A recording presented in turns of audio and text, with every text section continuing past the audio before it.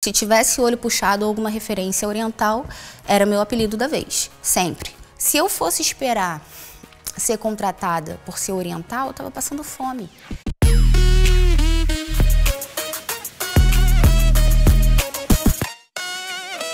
Família tradicional? Racismo contra amarelos? Eu sou Luana Genot e toda sexta é dia de Sexta Black.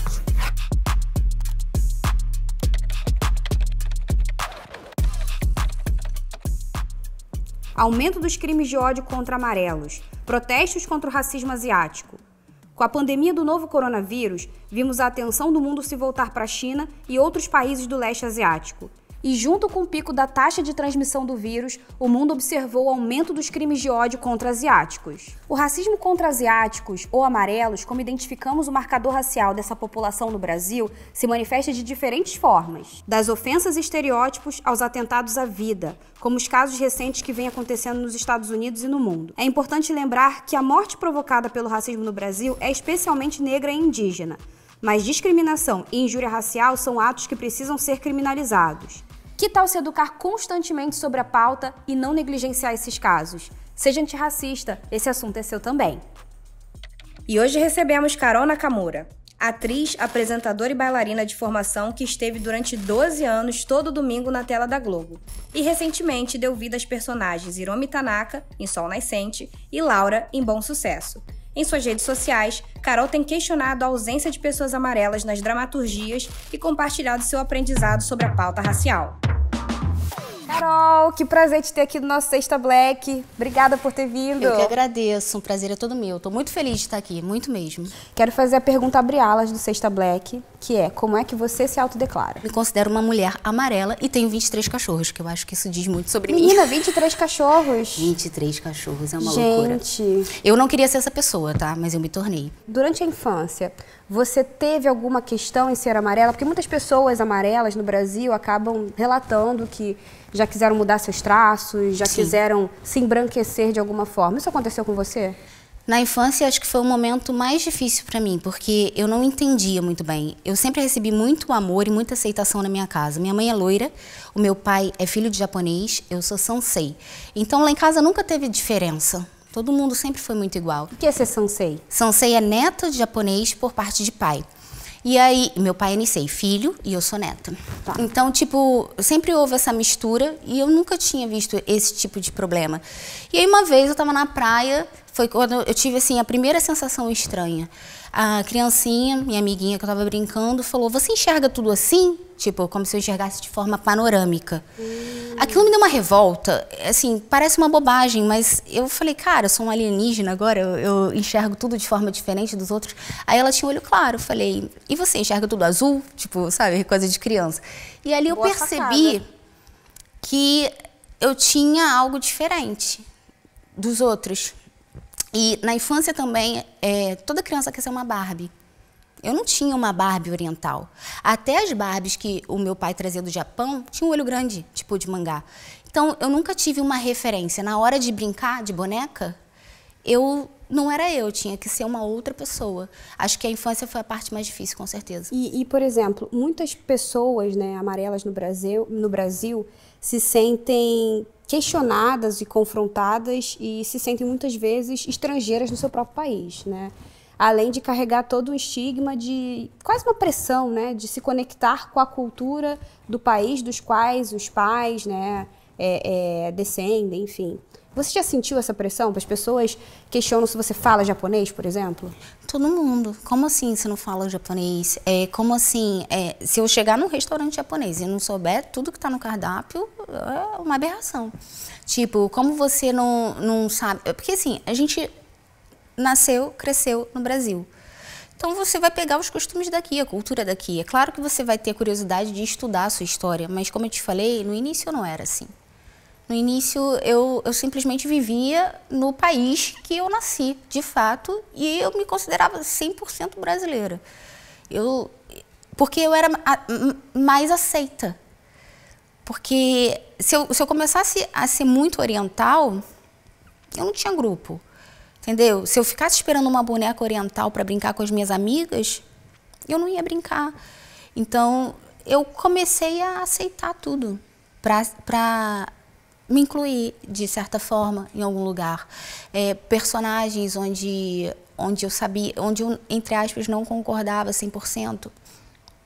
Porque eu ficava revoltada e falava, poxa, tem que ser assim, tem que ter essa história, tem que ser... Eu falei, mas a minha história é tão diferente, minha mãe é brasileira, meu pai é japonês, aqui você acabou de passar várias histórias totalmente diferentes, por que eu preciso falar de um Japão tão tradicional? Mas eu falava, é a única oportunidade que eu tenho, então é assim que vai ser. E foi a única vez que eu usei um kimono na minha vida, porque quando que eu ia usar um kimono aqui? Eu não sabia nem da cerimônia do chá, porque a minha família ela é oriental por parte de pai, mas eles não são aqueles orientais tradicionais, né, que fazem sushi em casa. Isso eram alguns eventos, até tem. Meu pai morou 9 anos no Japão e mal fala japonês. Sim. Mas esses 9 anos ele tentava me chamar para ir para lá e eu negava. Falava, não pai, não gosto. Hoje, um dos países que eu mais quero conhecer. Você percebia durante a infância algum tipo de ofensa ou algum apelido, por exemplo, na escola ou nos lugares que você circulava? Sim, com certeza. Na época tinha Jaspion, Jiraiya, qualquer coisa que fosse oriental, Mulan, Pocahontas, parecendo ou não comigo, se tivesse olho puxado ou alguma referência oriental, era meu apelido da vez, sempre. Sim, quando você percebeu, por exemplo, sei lá, que esses apelidos, na verdade, eram não só bullying, mas racismo. Exato. Eu acho que eu demorei muito tempo para perceber. Eu vinha no programa de TV, já depois de muito tempo, as pessoas falavam, ah, você sofre algum tipo de racismo, de preconceito? E eu dizia, não, eu sofro dificuldade. Só que quem me conscientizou, na verdade, foi o meu marido. Ele falou, Carol, você tem um péssimo hábito de comparar a dor do preto, do negro, com a sua. Não tem comparação. Racismo e preconceito, não tem a minha dor é maior ou menor. Porque eu ficava sem graça, eu falava, cara, como é que eu vou dizer que eu sofro preconceito com a história do negro? Eu não sou seguida no shopping, eu não sofro metade do que ele sofre, então eu não me sentia no direito de falar isso. Só que, quando eu passei 5 anos sem fazer um teste, e mandava para produtor de elenco, para diretor, para todo mundo, pedindo para fazer o teste na TV, e eles falavam que eu não estava dentro do perfil, eu comecei a entender que quando você é excluída, quando você não tem a mesma oportunidade das pessoas, isso é um preconceito, isso é um racismo. Os estereótipos, eles sempre limitam qualquer população, né? Mas em relação aos estereótipos sobre a população amarela, né, que são muito ligados a uma inteligência específica, né, ligados à área das exatas, da matemática, áreas de estudo que são muito do direito, da medicina, que são elitizadas, né, de uma forma ou de outra, impedem pessoas amarelas, às vezes, de ingressarem em espaços mais criativos, né, em carreiras como de atuação, de apresentação, carreiras no teatro, nas artes cênicas.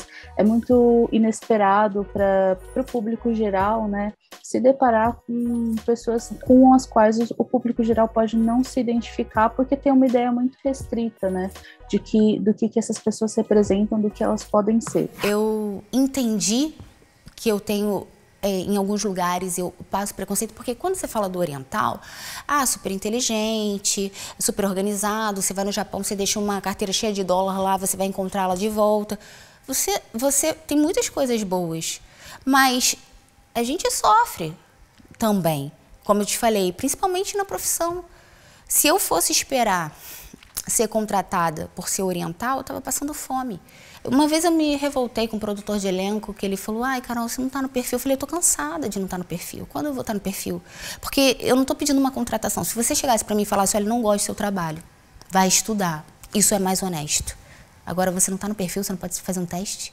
Porque até o teste te traz experiência, entendeu? Você está impossibilitada de ser testada. Você não pode nem ser testada. Eu não posso ser testada? Sim. Eu fiquei 5 anos sem poder ser testada.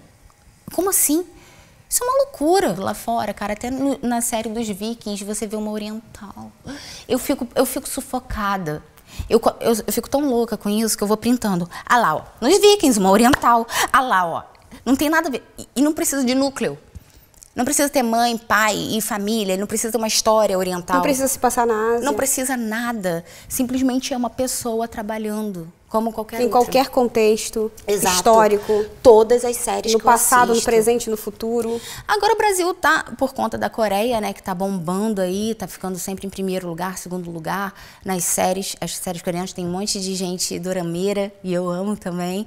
E agora o K-pop também, K-pop tá bombando. Acho que eles estão tendo uma aceitação melhor com o oriental. Eu acho que você vai se identificar, né? Porque a gente foi às ruas para ouvir o que as pessoas têm a dizer exatamente sobre ser amarelo no Brasil e perguntas relacionadas a isso, né? A gente também recebeu alguns vídeos, eu queria compartilhar aqui com você.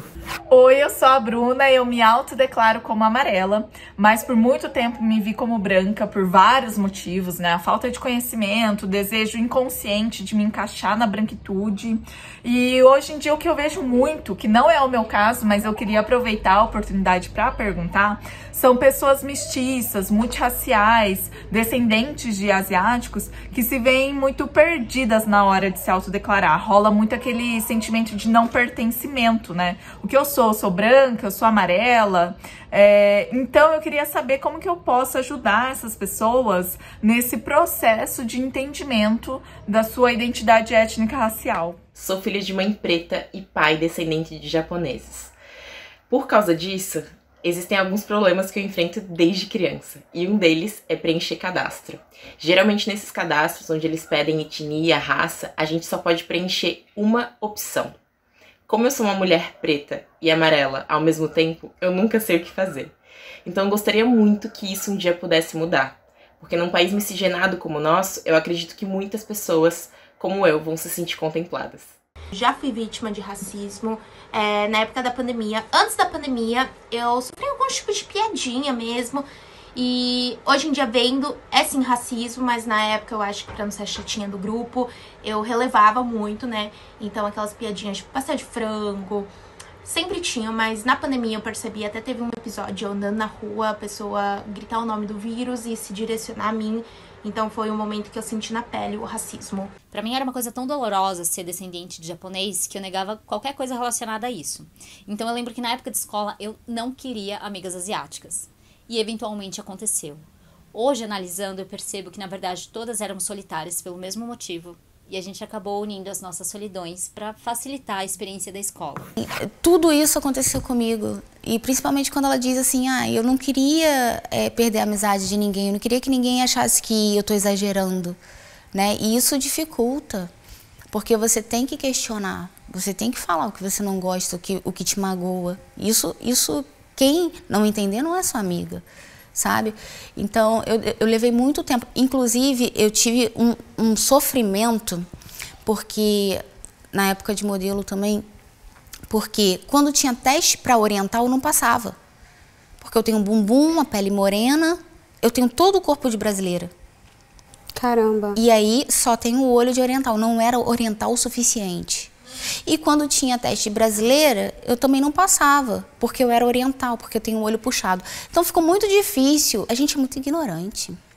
Mas... Até o meu próprio racismo, tudo que eu sofri, eu neguei. Então, assim, eu tenho vergonha disso. Hoje eu tô muito feliz de estar aqui, porque eu tô aprendendo. Eu tô evoluindo e ainda tem muita coisa para aprender. Você já discutiu sobre questões raciais, né? Tanto sobre o fato de ser amarela, quanto como negritude, né? Com o Juan? Não. E é essa vergonha que eu tenho, assim, mas tudo bem, eu já me perdoei. Porque teve um depoimento aqui que ela falou, às vezes, quando você quer ser aceita, você finge que você não vê determinadas coisas e você finge que você não sofre. Porque você tem medo do julgamento de, Carol, pelo amor de Deus, né? Olha só, os orientais são maravilhosos e você vem com esse mimimi. E então eu achava injusto eu falar alguma coisa. Mas eu estava sofrendo. Então, tipo, eu nunca passei pro meu filho aquilo que eu não sabia, porque eu não tinha tirado a venda dos olhos, então eu não passei. Agora, o Juan sempre foi muito consciente. Nossa, o Juan, ele me dá banho, assim, dá aula. Primeiro que o Juan, ele tem vai fazer 23 anos, mas ele tem a cabeça de 60, né? Tipo, é uma loucura. Ele tem 23, a namorada dele tem 35. Ele é um menino, assim, que eu sinceramente, ele é fora da caixinha. Ele é totalmente artístico. E você falou que você é sogra da Érica Januza. Menina! Né? É uma loucura. Que família linda. É, maravilhoso. Eu vou falar, vou ser muito sincera, eu torço pra ter um neto aí. Deus quiser, em algum momento. É tudo muito... A minha vida é toda muito assim, sabe? O Juan cresceu. Começou a namorar minha amiga. Falei, gente, foi muito engraçado, porque isso foi no carnaval, tá? E aí, porque a Érica mora no prédio da minha mãe. E aí, vocês já eram amigas antes? A gente fez vários programas de TV, inclusive uma novela juntas. Então, assim, éramos de núcleos diferentes, mas a gente sempre se deu muito bem. Aí, e Juan, ele não liga pra artista nenhum. Ele é uma pessoa muito diferente. Ele não liga. Só que ele assistiu Subúrbia. Ele era apaixonado na Érica. Ele pequeno, ele falava assim, mãe, se você vê a Érica, pede um vídeo. Ele nunca me pediu isso pra ninguém. Podia passar o papo ali que não ia pedir. Ninguém. Aí eu pedi esse vídeo pra Érica. Falei, meu filho é apaixonado por você. Olha isso. Aí ela me mandou o vídeo. Anos se passaram. Ela estava morando no mesmo prédio da minha mãe. E Juan só de rabo de olho. Todo o evento que a gente estava, ela estava presente. Ela sempre tratou o Juan muito bem. Eu achando que ela estava tratando o Juan bem, porque era minha amiga. Aí chegou no carnaval... Eu entendi o interesse. Eu e meu marido, a gente esquematizou tudo. Vira pra direita, deixa o Juan ficar pra esquerda, que a Érica tá chegando. Tipo, era assim. A gente organizou tudo. Aí daqui a pouco, sabe aquele... Eu sempre falo isso. Aquele gatinho do Shrek que fica com aquele olhinho assim? Ela olhou pra minha cara assim e falei... Não tô aqui, não tô vendo nada. Fica à vontade, vou ao toalete. E foi assim. E aí eu falei, não vai dar em nada. Beijinho de carnaval. 1 ano e pouco já. Uma loucura. Caramba. E vocês, por exemplo, já enquanto amigas e agora enquanto família, agora né? Família.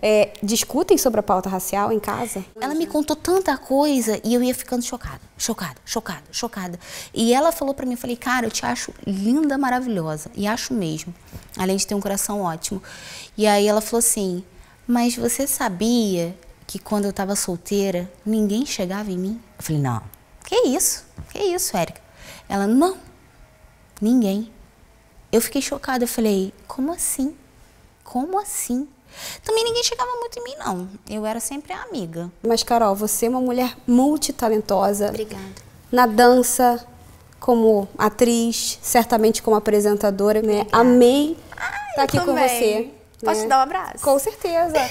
Tô aqui aprendendo muito sobre você, sobre o Juan. Eu que aprendi a beça, uma aula, gente. Que necessário, obrigada. Te agradeço muito e já tô aguardando o projeto, porque eu quero aprender. Pelo amor de Deus, eu vou pegar seu contato, a gente vai falar muito, vou pegar várias dicas, amor, porque eu sou a pessoa da dica, né, da referência. Eu também sou. Já virou inspiração. Eu também sou. Tá? Arrasou, então, obrigada. muito obrigada pela tua presença. Agradeço. E que seja aqui a primeira de muitas oportunidades da gente trocar. Obrigada.